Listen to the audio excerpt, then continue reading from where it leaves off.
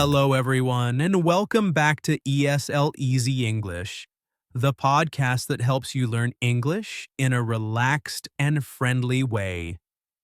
I'm your host, James, and today we have a very special guest joining us. She's an expert in health and wellness, and she's here to talk about something super important for all of us, staying healthy and fit. Please welcome Alison. Hi, James, and hi, everyone listening. It's a pleasure to be here. I'm really excited to talk about health and fitness today. We're so glad you could make it, Alison. So let's dive right in. For many people, the idea of health and fitness can sound a bit difficult or maybe even a little scary. What does it really mean to be healthy and fit in a simple way? That's a great question, James. I think the simplest way to think about it is feeling good, both in your body and in your mind. It's not about being a super athlete or having a perfect body. It's about having enough energy to do the things you want to do, feeling strong, and being able to relax and enjoy life. Feeling good, having energy, feeling strong. I like that. It sounds much more achievable than some of the images we see in magazines. So, what are the main parts of being healthy and fit? I usually break it down into three main areas: exercise, sleep, and what we eat. Today, I thought we could focus on exercise and sleep, as they are often connected and very important for our well-being. Perfect. Let's start with exercise. Why is it so important for us to move our bodies? Our bodies are designed to move, James. When we exercise, we strengthen our muscles and bones, which helps us stay strong as we get older. It also helps our hearts and lungs work better, which is good for our overall health. And there's another big benefit. Exercise is fantastic for our mood. Oh, yes. I've heard about the feel-good chemicals that exercise releases. Can you explain that a little more? Absolutely. When you exercise, your brain releases chemicals called endorphins. These endorphins act like natural mood boosters. They can help reduce stress, improve your mood, and even help you sleep better. So even a short walk can make you feel happier and more relaxed.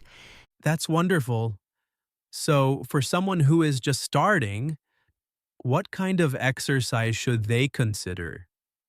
It doesn't have to be running a marathon, right? Definitely not. The best exercise is the one you enjoy and can do regularly. For beginners, I always recommend starting with something simple and low impact. Walking is fantastic. You can walk in a park, around your neighborhood, or even on a treadmill. I love walking. It's so accessible. You can do it almost anywhere. Exactly. Other good options include cycling, swimming, or even dancing. The key is to find something that makes you feel good and that you look forward to. Even gardening or playing with your children or pets can be a form of exercise. That's a great point. So, it doesn't have to feel like work or a chore. It can be something enjoyable. How often should people aim to exercise? General guidelines suggest aiming for about 150 minutes of moderate intensity aerobic activity per week. Moderate intensity means you can talk, but you can't sing.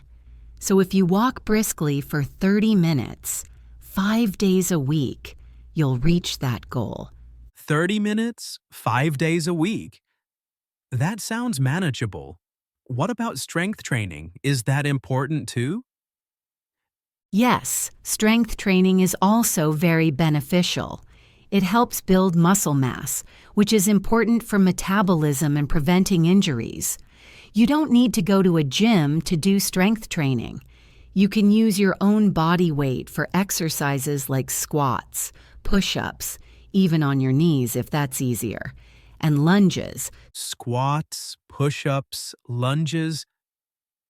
I've heard of those. They sound like they use muscles all over the body. They do, and you can find many videos online that show you how to do them correctly.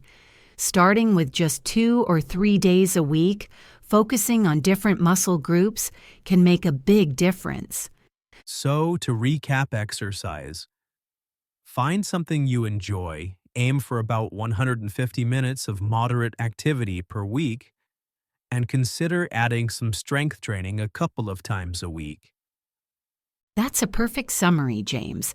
And remember, consistency is more important than intensity, especially when you're starting. A little bit regularly is much better than a lot once in a while. That's very encouraging advice. Now let's move on to the second important area you mentioned, sleep. Why is sleep so crucial for our health? Sleep is like a superpower for our bodies and minds, James. While we sleep, our bodies are busy repairing themselves. Our brains consolidate memories, process information, and get rid of waste products. It's essential for our physical health, mental health, and cognitive function. So, when we don't get enough sleep, our bodies can't do all that important work? Exactly. Lack of sleep can lead to a whole host of problems. It can weaken your immune system, making you more prone to getting sick. It can affect your mood, making you feel irritable or anxious. It can also impact your concentration and decision-making abilities. I've definitely noticed that when I haven't slept well, I feel much more tired and find it harder to focus on my work. Many people experience that. It's a very common effect. So how much sleep do adults typically need? Most adults need between 7 to 9 hours of quality sleep per night. Children and teenagers need more, but for us adults, that's the general recommendation. 7 to 9 hours. That sounds like a lot of time. For busy people, it can be hard to fit that in. What are some tips for getting better sleep? It's true, it can be a challenge. But there are many things you can do to improve your sleep hygiene, which is basically creating good habits for sleep. The first is to try and stick to a regular sleep schedule. A regular sleep schedule? You mean going to bed and waking up around the same time every day?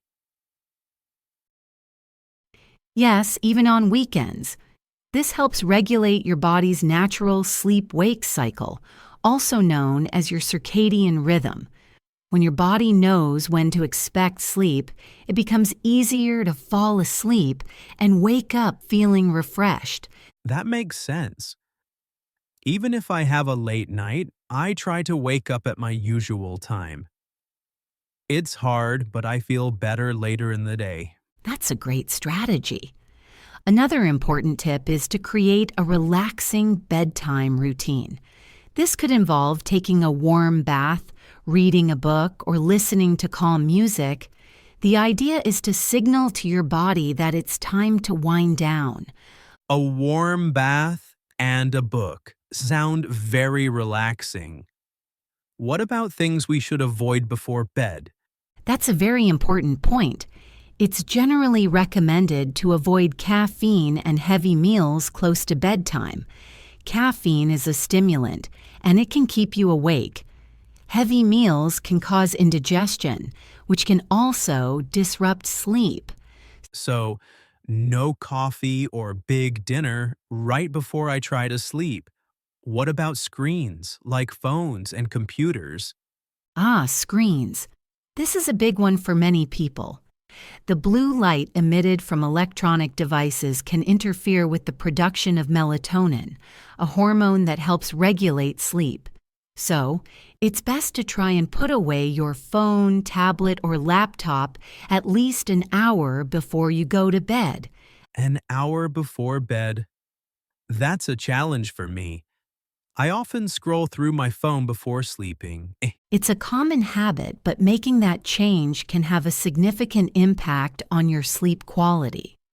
Instead of screens, try reading a physical book, journaling, or doing some light stretching. Those are good alternatives. What about the bedroom environment itself? Does that play a role? Absolutely. Your bedroom should be a sanctuary for sleep. Ideally, it should be dark, quiet, and cool. Using blackout curtains, earplugs, or a fan for white noise can help create the perfect sleep environment. Dark, quiet, and cool. I can try to make my bedroom like that. So, to summarize sleep, aim for 7 to 9 hours, try to have a regular sleep schedule, create a relaxing bedtime routine, avoid caffeine and heavy meals before bed, limit screen time, and make sure your bedroom is conducive to sleep. You've got it, and remember, it's okay to have occasional nights where you don't get enough sleep. The key is to get back on track the next day. Don't be too hard on yourself. That's reassuring to hear. So, we've talked about exercise and sleep. These two are clearly very interconnected. How do they work together to help us be healthy? They are like two sides of the same coin, James. Regular exercise can help you fall asleep faster and sleep more deeply. When you're physically active, your body is more ready for rest. And as we discussed, good sleep gives you the energy and motivation to exercise. It's a positive cycle then. Exercise helps sleep, and sleep helps exercise. Exactly. And when you have both of these in place, you'll find that you have more energy throughout the day, your mood will be better, and you'll be more resilient to stress. It's a powerful combination for overall well-being. This is also practical and helpful, Alison.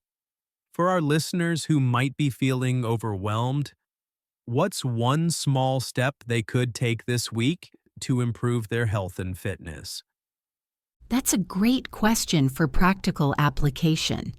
I would say, choose one small thing.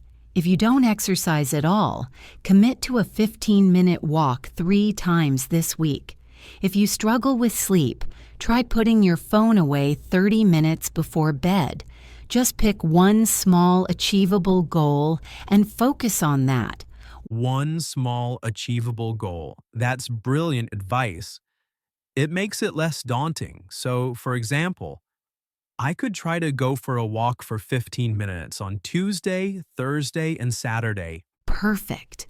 And celebrate that small victory. Acknowledging your progress, no matter how small, is important for motivation. Absolutely. So, Alison, before we wrap up, are there any common myths about health and fitness that you'd like to address? Oh, there are many. One common myth is that you need to spend hours in the gym every day to see results. As we've discussed, consistency with moderate activity is far more effective for most people. Another myth is that you have to be sore after every workout to know it was effective. While some muscle soreness is normal, extreme pain is usually a sign of overdoing it. That's good to know. I used to think that if I wasn't sore, I hadn't worked out hard enough. It's a common misconception. Listen to your body. It will tell you when it needs rest and when it's ready for more. And what about sleep myths? A big one is that you can catch up on sleep on the weekends. While sleeping a bit longer on a Saturday or Sunday can help a little, it doesn't fully compensate for chronic sleep deprivation during the week.